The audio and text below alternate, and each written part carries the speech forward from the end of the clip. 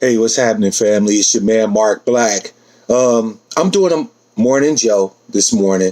By the way, there was a suggestion that I change the name of Morning Joe to something else because me being on the west side, by the time most of yous get to lift up your cup with your man, right, it's well into the morning for you. But tradition has become tradition. And while I definitely understand the logic of the argument, it's just about the morning tradition. It's about sharing a portion of your day with your man. And if it just so happens to be called Morning Joe, it's Morning Joe for me, it's morning tea for you, so on and so forth. Hell, for some of you, it might be my morning drink, right? But I digress. My point is that Morning Joe is our thing. It's our tradition. So going forward, I don't think there's going to be any change. I hope that, and I hope that, you guys understand that that's what it's all about. Hold on a second. That's going to bother the shit out of me. All right. I was going to do a special broadcast this morning. Actually, not this morning, today. Normally I do a special broadcast on Wednesday and then Sucker Free Saturday. Hit you 2 times a week with a live broadcast where we talk about different shit. But leave it to people to make sure that we can't have nice things. Who am I talking about? It's time for some shade and some motherfucking smoke. So, as you well know, the vast majority of us ADOS people primarily vote Democrat. Now, I have my own issues with that. I have my own issues with us looking at something even like ADOS as sort of a rapprochement or a reform, a healing of the Democrats. That ain't what this is about. But I understand that there's quite a number of you out there that think that.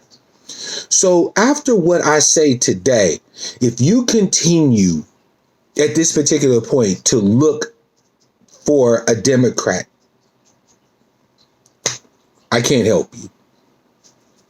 Today's special broadcast was going to be about the one Democrat that I thought you might be able to vote for and not have to hold your nose and take anti-nausea medication, right? No, not today. Not after the bullshit we just saw. So let me set this up for those of you who will probably be new to my Morning Joe and my broadcast and my advocacy in general, right? I am an ADOS advocate, period. Point blank to end. I know it seems like I'm beating a dead horse, riding a hobby pony. No, I'm not. I'm fighting for a dispossessed people that need every single voice it can get. You feel me? All right. As an ADOS advocate, I'm a strong proponent of anything that pushes forward ultimately our goal of getting back the stolen wealth, the stolen resources, the stolen capital that was taken from my ancestors as well as us today. All right. Now, as an advocate, I've had to field quite a few different objections about my advocacy, primarily of which among the Democrats, my advocacy is considered to be divisive or divisive, right? It's considered to introduce division where none exists.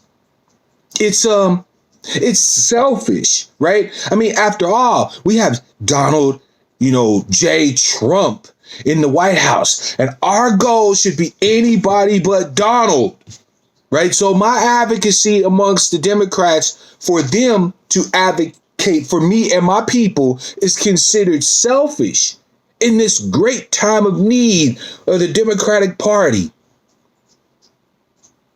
But most importantly, the most important thing, or the thing I care the most about is I'm advocating for something that is deemed impossible. I want you to understand the use of that word. What they're saying is that in a universe full of possibilities, in a realm full of opportunities and possibilities, seeking specific targeted remediation, redress, and repair for the American descendants of slavery is impossible. No way it can happen. All right, so that's the Democrats. Sure, you've had some milquetoast Democrats come out and say, well, yeah, I'm for reparations. That's why I have the LIFT Act. Or you got Mr. Bernie, a rising tide lifts all boats, Sanders, telling us that without a damn boat, without even a flotation device, that he wants to raise the water for everybody else, watch us still drown, and so on and so forth. So it's been varying degrees of fuckery. You've got Marianne Williamson, of course, who is all for reparations. I still think that her $500 billion amount, especially over 10 years, is just too goddamn low, but whatever. At least she's an advocate. Then you got people talking about Andrew Yang ass with the UBI, which again is a great idea, but it doesn't matter. All of these ideas are either saying fuck ADOS or talking about putting a platform underneath us so we can have something comfortable to lay on while everybody else stands on our goddamn chests. Then there's Tulsi Gabbard. Tulsi Gabbard actually is a co-sponsor of H.R. 40. She's against intervention in imperialist wars all over the world. That's somebody I can kind of get behind. So I wasn't saying I was going to vote for her, but that was the surprise candidate that I was going to suggest that you all look into. No, not after yesterday. So again, ADOS people are told that our advocacy for specific targeted racialized redress, remediation, and repair of our people is divisive, selfish, and impossible. Meanwhile, I watch on my timeline on Twitter and all over social media this big blast from the Congressional Black Caucuses and other black so-called advocates in Congress who are trumpeting and heralding the advent of H.R. 6, essentially a pathway to citizenship for the so-called dreamers, as if ADOS people ain't been dreaming since we've been here, but I digress. H.R. 6 is many things. But the most important thing for us as ADOS people to know is that it is a spit in our face. What H.R. 6 tells me is two things, just two. Number one, when the Democrats feel like that there's legislation that they want to push, that they want to see pass, that they want to see get done, it gets done. Well, at least in the House anyway, because H.R. 6 doesn't have an iceberg's chance in hell of passing the Senate. So there's that, number one.